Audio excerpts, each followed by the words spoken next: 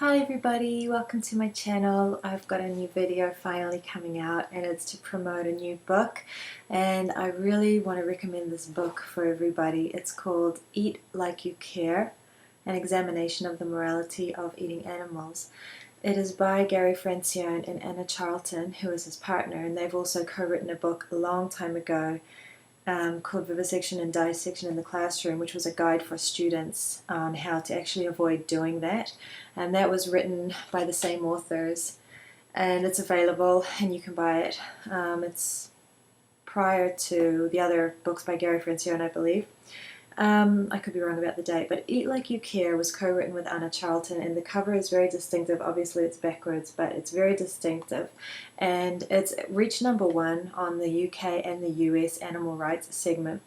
For me, I was hoping it would replace or compete with books like Jonathan Foer's Eating Animals. Jonathan Foer is not vegan, and his book promotes welfare reform, and this book promotes abolition, and it uses, the brilliant thing about it, even though it just focuses on eating, is that it's a series of chapters based on what ifs, but this, but that, the excuses that people use when you try to talk to them about veganism. And as we know, the majority of the animals that we use are for food, and the majority of the arguments against veganism are really strong misconceptions about health, diet, and the morality of eating them. And so they've just put out this little sort of advocate's guide. It's great for non-vegans and vegans, but it's really great for vegans to read, and I just want to promote it and recommend that you buy it. I haven't had much luck with getting my family to watch videos or read books or anything like that. So I know, I mean, I could be wrong, but I'm pretty sure if I gave this book to my mother, she wouldn't actually read it. I think I know my mother well enough. But what I did with this book is first of all, there's a library at my job, and so there's a book corner, and you can donate books and you just give them to there, and then people just take them and read them and put them back. So I put one in there. So the way I look at it is, it's a kind of book that somebody might take home and read on their own, and they would in that moment be not accountable to anybody but themselves. That's one of the beautiful things about vegan education, when you plant seeds, and even if you have a conversation where they seem to utterly reject what's going on, you don't know what's going to happen when that person goes away, and they are accountable to themselves.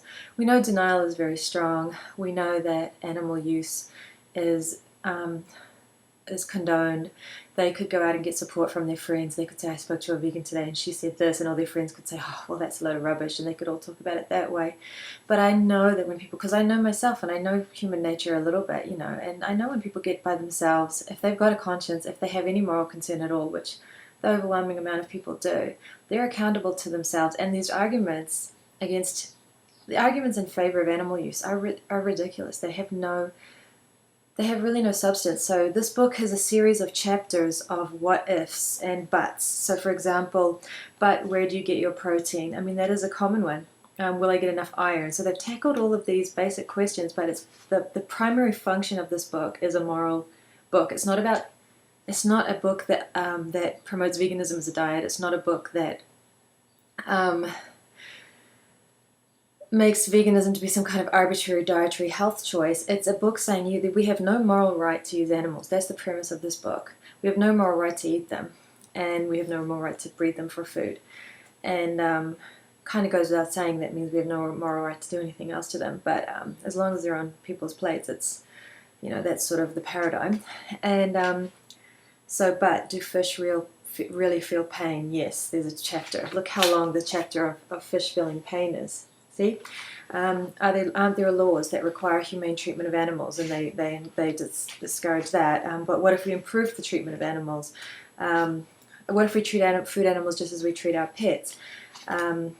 What about plants? And look, it's this very succinct, and it's written by the founder of the abolitionist approach to animal rights. It's very, very well researched. There's lots of years of advocacy going into this book.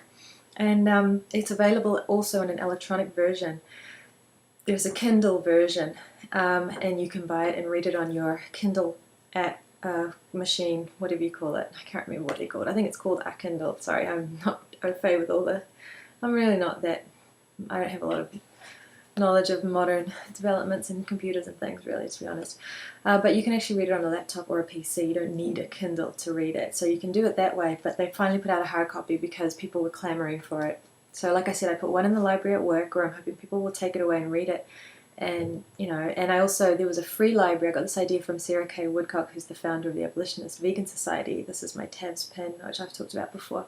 And there's these libraries, this community. It's like a giant letterbox, and it's filled with books, and it's in a community where people trust each other, and they use the books and they donate them and they get rotated around. So I put one in there on my way home from the bus. I happened to see it. I'd never seen it before because I'd never walked that way before, and it was right after Sarah had posted.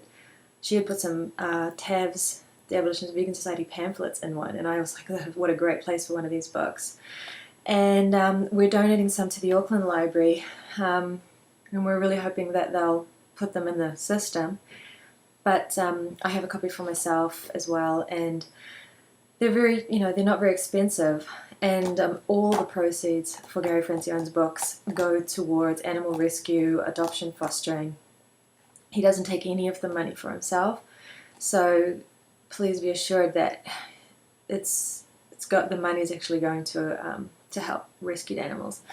So I just wanted to get on here and promote it. And another thing I wanted to say is there's actually a YouTube video, and I'm going to post the link, and it's called Do You Eat Like You Care? And it's the authors, Gary Francione and Anna Charlton, reading the final part of the book, which, let's see, where is it? It is the conclusion of the book, is about how it's extreme, and they read it out loud, and so they read this chapter, which is the conclusion, and they made a video of it, and the video is not got any shocking footage of any animals. It's only got nice footage of animal faces, and there's extremely logical presentation of why veganism is actually not extreme, and actually non-veganism is what is actually extreme. I'll give you, it's on the back cover, there's some examples. What is extreme is that we encourage our children to love animals at the same time that we teach them those whom they love can also be those whom they harm. That is extremely extreme. And so I'm a bit late as usual. This book's been out for a while, but check it out. There's a website called eatlikeYouCareBook.com. You can see the reviews from other vegans. You can see reviews from people who've read it and gone vegan. And you can order it, and you can either get the hard copy or you can get the electronic copy. So please do check it out. I recommend checking it out just to learn, because as anyone who's done vegan advocacy knows, when you're doing vegan advocacy, you're going to talk about diet, whether you want to or not. I mean, it's part of vegan advocacy is talking about how we use animals and the most common uses for food. So you talk about diet. It's useful to have succinct arguments, because the people will say the same things over and over. But a lot of the replies that people give are arbitrary, or they try to focus on the person's health and try to convince them that it's good for them to do it. This mentions health, and and there is facts in here about health, because that is also part of it. It's true. I mean, it's part of it. It's the part of the truth about the health issues are part of the truth. But the underlying premise of this book is that it's a moral issue, and this book is states clearly that even if you don't think animals are equal morally, even if in a crisis situation, you would undoubtedly always pick the human over the non-human to save. Even if you do believe that, even if you agree with, Tom Reagan, that you have to throw out 1 million dogs of the lifeboat to save one human, you're obligated to do that because humans matter more morally. Even if you believe that, this book says you're still obligated to go vegan. So it's not trying to challenge that exact paradigm, but they do say we don't agree with that at all, but this isn't what that book is about. All his other books are about that. So I still recommend all of Gary Francione's other books, Animals as Persons, and Introduction to Animal Rights, and just all his books. But this one here it's a really good tool. It's an advocate's tool, and I take it to my street stall with me, and I show it to people, and I try to get people to buy it. I try to get non-vegans to buy it and read it, because like I said, when they're alone in their room reading this, they're accountable only to their own conscience, and these arguments are very foolproof because they're based on basic justice and morality. So I think it's a world-changing book, and I really wanted to promote it on my YouTube channel. So please go to eatlikeyoucarebook.com and check it out. And please watch the video that I'm going to post of the authors reading the conclusion of the book, and maybe share it around, give it a go, and see what you think. So thank you so much for watching my channel, and I hope that you're all out there doing vegan education and that you're already vegan. Alright, I'll be back. Bye.